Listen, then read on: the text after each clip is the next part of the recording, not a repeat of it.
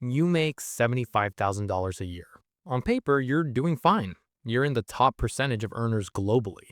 You should feel secure. You should feel like you're winning. But every time you open your banking app, your stomach does a slow, sickening somersault. Your chest tightens. That number at the bottom, no matter how many zeros are behind it, never feels like enough.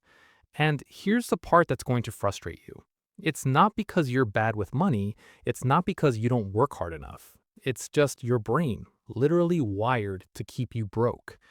Look at these two scans. On the left, you see the broke brain. Notice that pulsing, aggressive red glow in the center? That's not passion. That's a brain in a state of constant low level physiological terror. On the right, you see the rich brain. It's calm, it's cool, it's operating from a completely different neural headquarters. If your brain looks like the one on the left, you could get a $20,000 raise tomorrow and you would still feel exactly as broke as you do right now. In fact, you might feel worse because there's a hidden mechanism in your mind that is actively blocking you from wealth to keep you safe. But the real reason this is happening is far more disturbing than a simple lack of savings. And if you don't understand the amygdala hijack, you will stay stuck in this cycle for the next 30 years. Think about the last time you had an unexpected $400 expense. Maybe a tire blew out or your laptop screen gave up. Even with $5,000 in savings, did you feel a flash of genuine panic? That's the first sign. Your brain isn't processing that $400 as a line item on a spreadsheet, it's processing it as a predator in the bushes. But here's the strange part.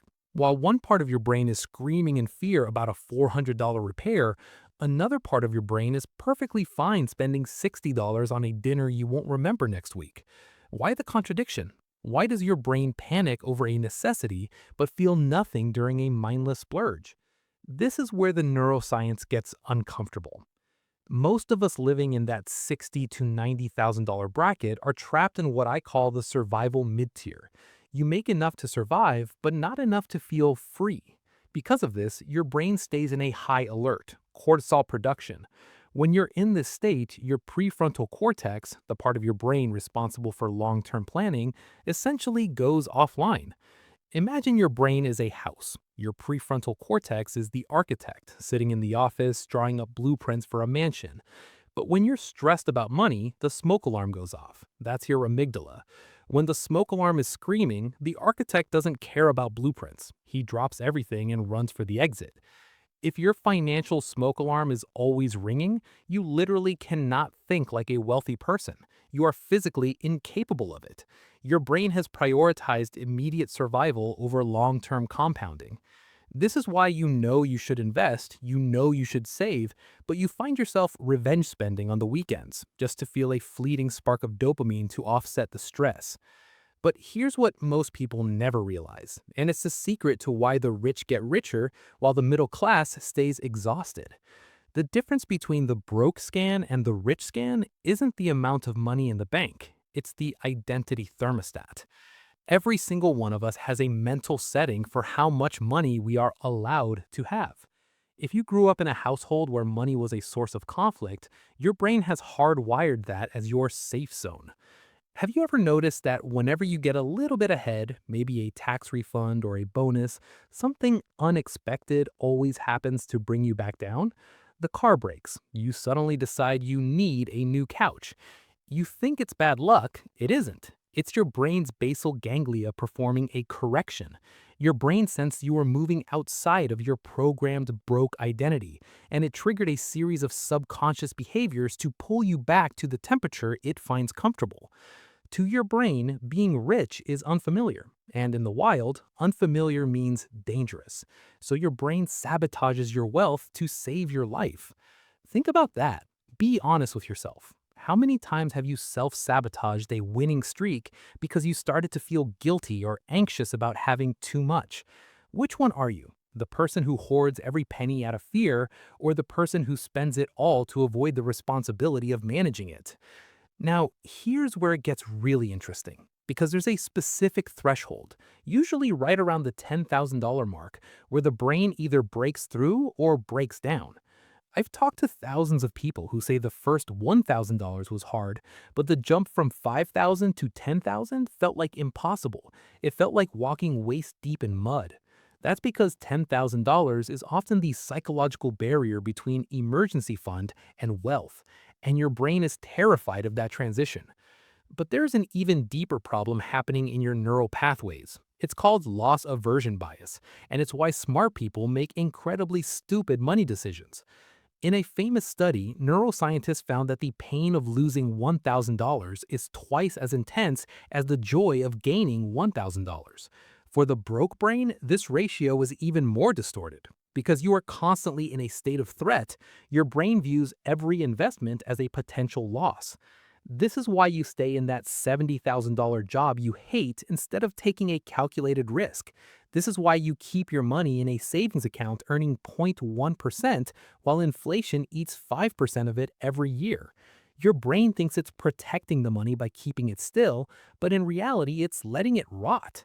It's like a person so afraid of fire that they refuse to use a stove and eventually starve to death in a cold kitchen. But wait, if our brains are evolved to be this way, how does anyone actually become wealthy? How does the rich brain on the right side of the screen stay so calm? The answer isn't willpower. Willpower is a finite resource.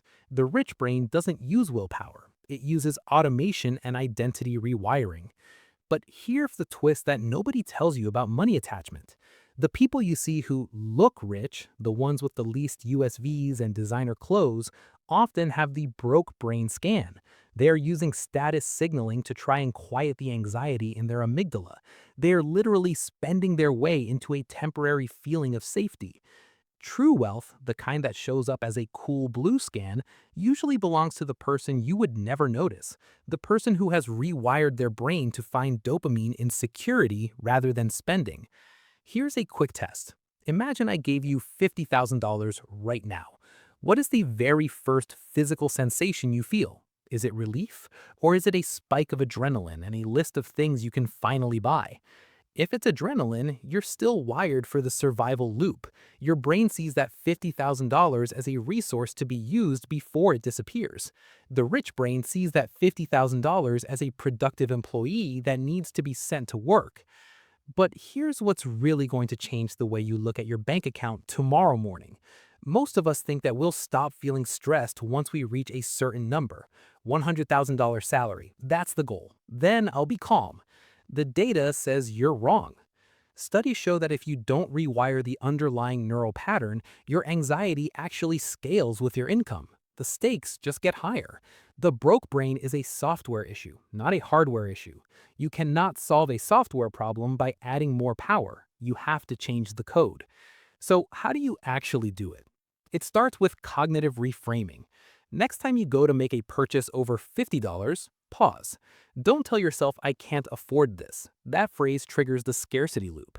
It tells your brain you are a victim. Instead, ask, is this purchase reinforcing my old identity or my new one? When you say, I am choosing not to buy this because I am a person who builds wealth, you are shifting the power back to your prefrontal cortex. You are literally building a new neural bridge. You are cooling down the red glow in that scan. But there's a final brutal truth why most people stay broke. It's the social safety net trap. Your brain is a social organ. If your tribe, your friends, your family, all earn around $60,000 and complain about being broke, your brain views getting rich as a form of social suicide. Subconsciously, you fear that if you become too successful, you will no longer belong. You'll be the rich one. People will ask for money. People will judge you. You'll be alone. Your brain would rather you be broke and integrated than rich and isolated. But here is the aha realization. The fear you feel is a lie told by an outdated part of your brain. You aren't bad with money, you're just operating on a survival program designed for a world that doesn't exist anymore. Your $75,000 salary is a tool, but your brain is currently using it as a shield. To break the cycle, you have to stop trying to save money and start trying to rewire safety. Every dollar you save isn't a sacrifice of fun, it's a payment to your brain's cooling system. The goal isn't just to have $1 million. The goal is to have the brain scan of a person who isn't afraid of losing it. You've been told that money changes people. That's wrong. Money reveals the wiring that was already there. If you're ready to see exactly how this wiring affects your very first big financial milestone and why your brain fights you the hardest when you're closest to winning, you need to understand why the first $1,000 is actually harder to save than the next $10,000. It's not about the math, it's about the threshold effect. And if you want to know how to cross that threshold without your brain triggering a correction, you should watch this video next. Because once you understand the salary trap, the system can no longer keep you broke.